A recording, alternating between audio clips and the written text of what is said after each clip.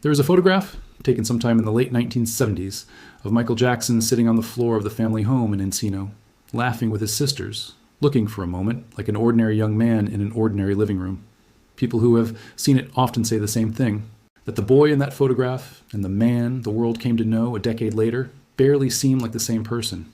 That gap between the son who once sat on that floor and the icon who eventually couldn't be reached by phone, by letter, or by anyone who simply wanted to check on him is the real subject of this story. Not the music, not the record sold, the distance itself and how it grew year after year until it became permanent. To understand how a family loses someone who is still alive, you have to understand what that family looked like before the loss began. The Jacksons were loud, chaotic, physically close in a way that most people who grew up in a three-room house understand instinctively. Privacy wasn't really available to them. Neither was distance. Whatever tension existed between the children, and there was plenty, it existed inside the same four walls night after night, whether anyone wanted it to or not. That forced closeness created something that looked from the outside like unbreakable unity. 9 children who ate together, rehearsed together, and eventually performed together under lights that none of them had asked for as young as they experienced them. Michael was the one who absorbed that environment most completely, and also the one it changed most permanently. He didn't simply learn to sing in that house. He learned to read a room, to sense exactly what an audience of one, his father, expected from him at any given moment, and to deliver it, whether or not he felt like delivering it that day. That skill, sensing what people wanted and performing it flawlessly, made him extraordinary on a stage. It also made him almost impossible to actually know off one. People close to the family have described this contradiction for decades.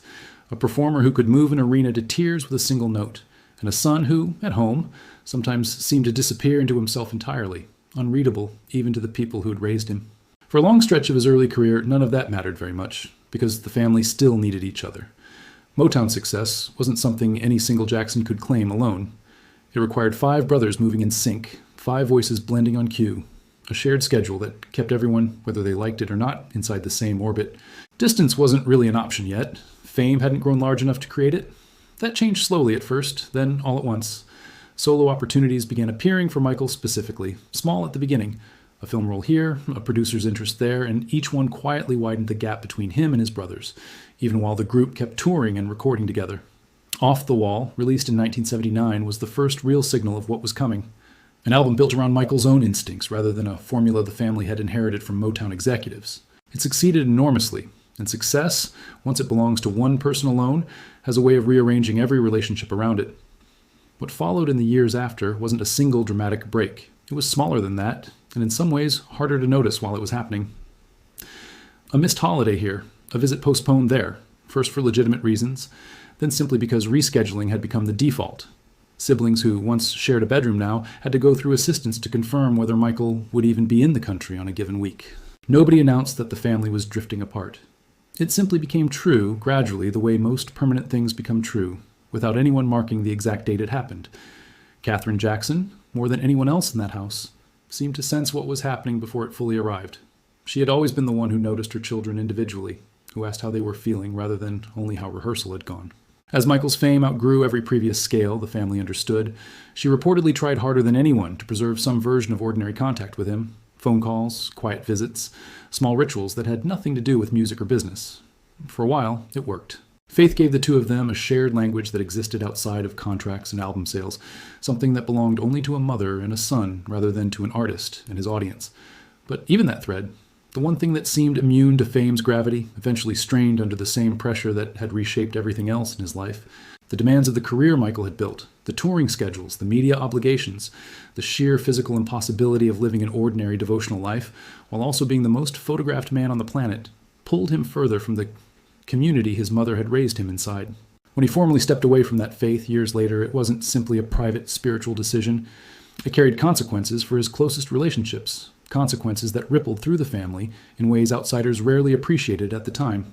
Meanwhile, his relationship with his father followed an entirely different, and in some ways sadder, trajectory. Joseph Jackson had built the machine that made Michael's success possible, and he never fully let go of the belief that he was owed a continued role inside it.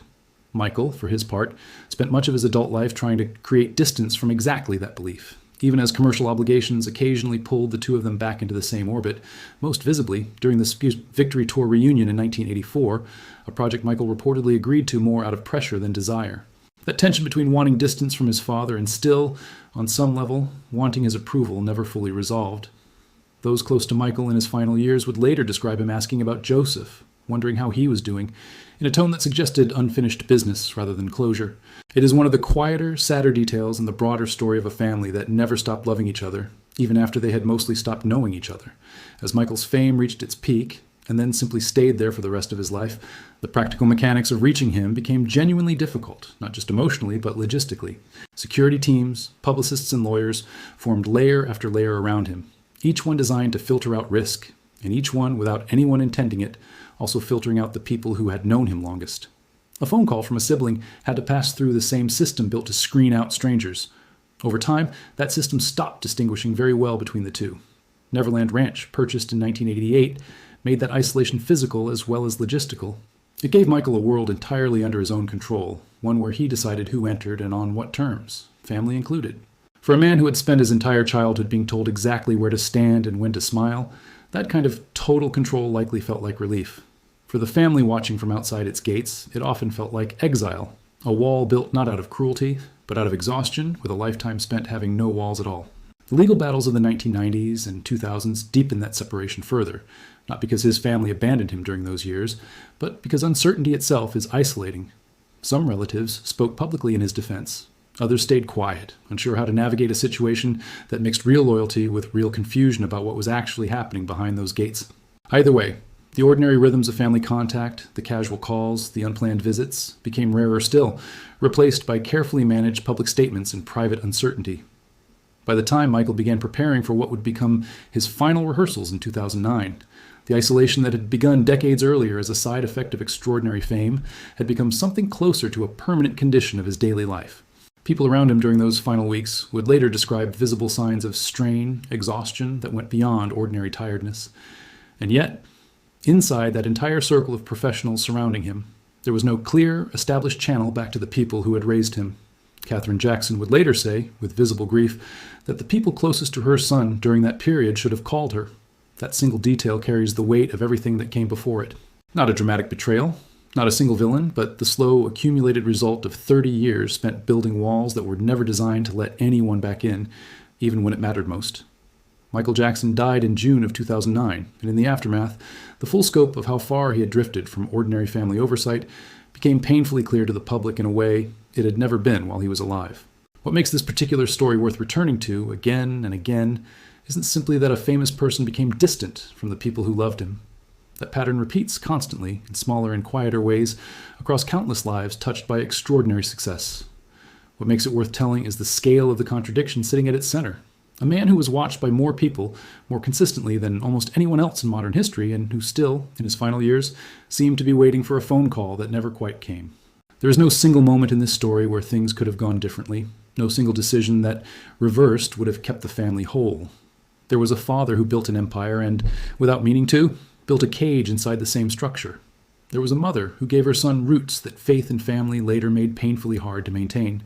There were siblings who loved him completely and still watched, year after year, as the version of him they had grown up beside slowly became someone they mostly recognized from television. It is worth pausing on that last point because it is easy to reduce a story like this one into a simple lesson about the dangers of fame and move on. But the Jackson family's experience resists that kind of tidy summary. Fame did not simply take Michael away from them in one clean motion.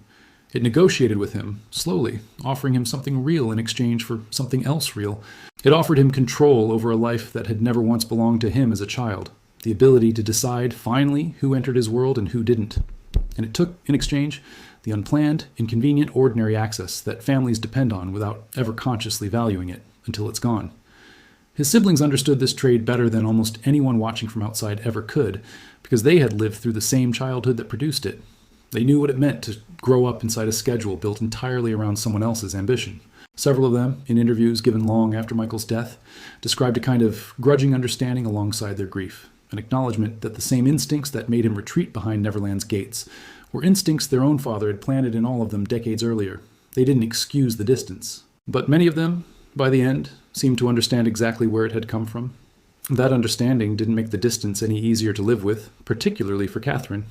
Those close to her have described the particular ache of loving someone whose location you cannot reliably name, whose well-being you cannot reliably confirm, and whose voice, when you finally hear it, sounds both entirely familiar and somehow harder to reach than it used to be. It is a specific kind of grief, distinct from mourning someone who has died, because the person is still there, still loved, still loving in return, and still, somehow, unreachable in any practical sense. And there was Michael himself, spending a lifetime building the exact distance he seemed to spend his final years quietly wishing he could undo. Fame gave him nearly everything a person could want. It also, one closed door at a time, took away the one thing that fame was never designed to protect, the ordinary, unremarkable closeness of a family that simply knew how to reach him.